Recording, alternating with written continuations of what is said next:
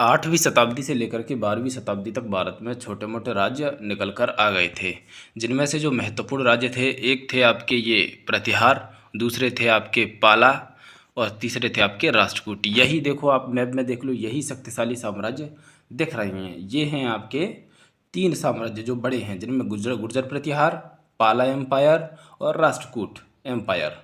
अब ये देखिएगा कि ये तीनों उत्तर भारत में अपनी शक्ति को मजबूत करने के लिए एक ऐसा स्थान है, कौन सा? कन्नौज। कन्नौज पर अधिकार करने के लिए ये तीनों में युद्ध होता है, जिस युद्ध को कहते हैं हम त्रिपक्षीय संघर्ष। अब हम ये देखते हैं कि त्रिपक्षीय संघर्ष किन किन के बीच हुआ और इसमें विजयी कौन हुआ, ये देखते हैं।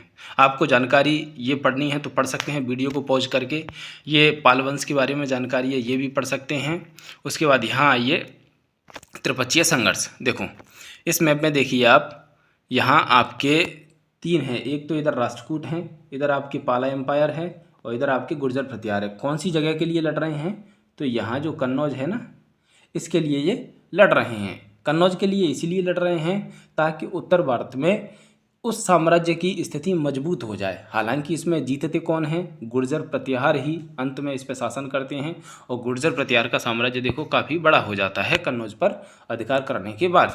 अब देखिए थोड़ा सा इसकी जानकारी पढ़ लेते हैं कि यह संघर्ष, देखो यहाँ लिखा है कि यह संघर्ष उत्तरी भारत में नियंत्रण के लिए 9वीं शताब्दी में पाल वंश, राष्ट्रकूट वंश और गुर्जर प्रतिहार के बीच हुआ था। कन्नौज पर गुर्जर प्रतिहार के नागभट्ट द्वितीय ने अधिकार किया। किसका था? गुर्जर प्रतिहार का अधिकार किया। उन्होंने कन्नौज पर सफलतापूर्वक अधिकार किया और वहां नियंत्रण स्थापित किया, लेकिन जल्द ही राष्ट्रकूट शासक गोविंद तृतीय से हार गए। यानी एक समय राष्ट्रकूट का भी वहां अधिकार हो गया था। 9वीं शताब्दी के अंत तक पालों और राष्ट्रकूटों की शक्ति घटने लगी थी। किसकी? पाल की और राष्ट्रकूटों की। यानी ये जो साम्राज्य थे राष्ट्रकूट और पाल, इनकी शक्ति घटने लगती है और अंततः गुर्जर